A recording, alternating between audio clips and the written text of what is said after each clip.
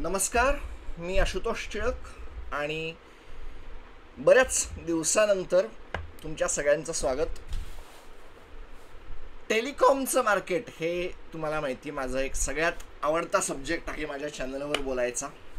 मागच्या काही दिवसांमध्ये टेलिकॉममध्ये काहीतरी नवीन घडणार 5Gच्या नंतर 6G किंवा 7G किंवा ज्याला सॅटेलाईट टेलिकॉम म्हणतात ते सॅटकॉम भारतामध्ये आलं आणि सॅटकॉमच्या ज्या स्पेक्ट्रम असतो, सॅटकॉमच्या जे वेव्हचं ऑप्शन असतं ते तर काय झालं नाही, पण जगातल्या सगळ्यात श्रीमंत माणसांपैकी एक असलेल्या इलॉन मस्क यांच्या स्टारलिंकला परमिशन मिळाली आणि स्टारलिंकचे जे रेट भारतामध्ये बघायला मिळाले ते बघता म्हणजे काही जोक मला असे ऐकायला मिळाले की इलॉन मस्क हा आमच्याकडून आमच्या पूर्ण महिन्याचं आमची सॅलरी मागतो आहे आणि ते म्हणजे दिसणं अपेक्षित होतं.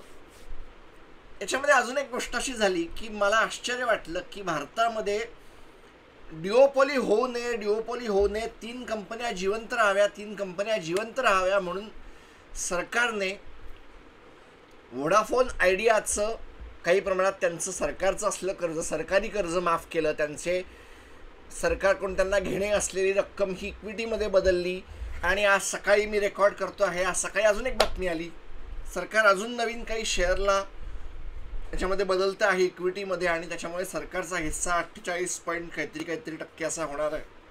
मारामाऱ्या सगळ्या सुरू झाल्या.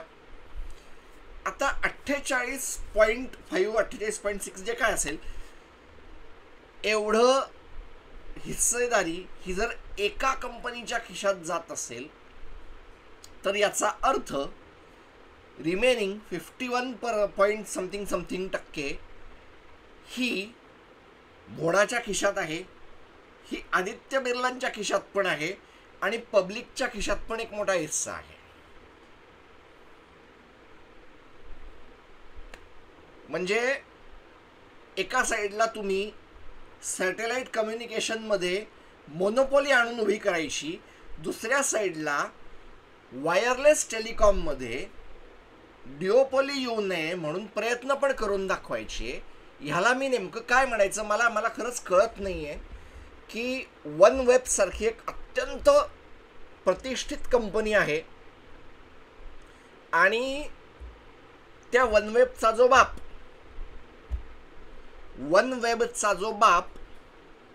जो भारती एंटरप्राइज किंवा भारती टेले म्हणायचं त्याला, तो स्टारलिंक बरोबर कनेक्शन करतो आणि भारतामध्ये स्टारलिंक आणण्याची तयारी करवतो.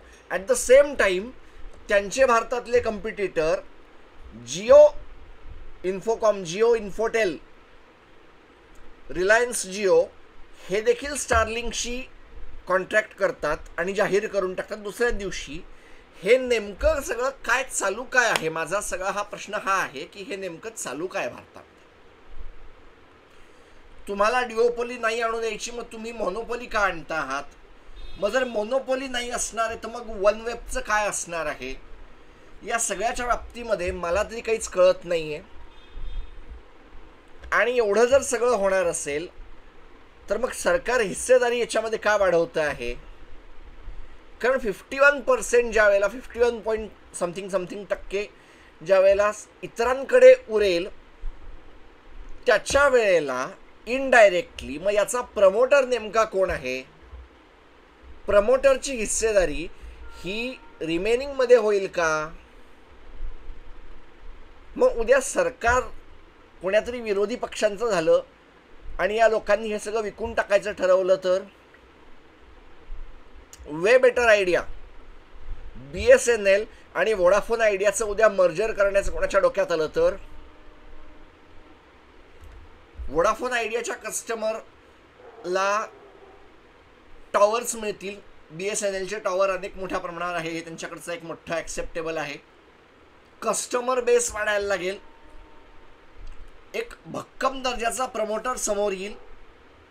BSNLच्या लोकांना कमर्शियल दर्जाची एक चांगली सर्व्हिस बघायला मिळेल, कॉर्पोरेट दर्जाची एक सर्व्हिस बघायला मिळेल सॅटेलाइट कम्युनिकेशन भारतामध्ये मोठ्या प्रमाणावर वरती येईल आणि या सगळ्यामध्ये एक अत्यंत समर्थ, एक अत्यंत तगडा ताकदवान गडी भारताच्या टेलिकॉम बाजारात उभा राहील. पण मग त्यांच्या ॲसेटचं नेमकं काय होईल? हा जो एक तिसरा लंगडा बिडू असेल बाजारामधला, त्याचं नेमकं भविष्य काय? का हा फक्त सरकारच्याच इच्छेदारीवर अवलंबून आहे? मला हे मान्य आहे की 5G जाहीर झाल्यानंतर कुठेतरी त्यांचं माफ करा 5G आल्यानंतर वोडाफोन आयडियाचं उत्पन्न वाढेल. पण मग ते त्या लेव्हलला कधी वाढेल की यांची माणसं जी यांना सोडून जात आहेत ती थांबतील? भारताचं बाजारपेठ ही आत्ता जवळपास डिओपोली झालेली आहे. एअरटेल आणि जिओ ही माणसं 80% मार्केटला ओन करत आहेत. हळूहळू वाढत वाढत ते 85%ला जाऊन टेपलं की रिमेनिंग 15%मध्ये BSNL आणि वोडाफोन आयडिया उरेल. थोडंफार रिलायन्स कम्युनिकेशन आणि मग जे कोण बारीक सारीक असतील त्यांच्यामध्ये जर अंगामध्ये जीव असेल ते करतील, त्यांची इच्छा. माझं म्हणणं असं की या सगळ्या सिच्युएशनमध्ये या टेलिकॉम सेक्टरचं भवितव्य नेमकं काय आहे? That's it. हा माझा प्रश्न आहे. पुन्हा भेटूया एका नव्या व्हिडिओसह. तोपर्यंत धन्यवाद.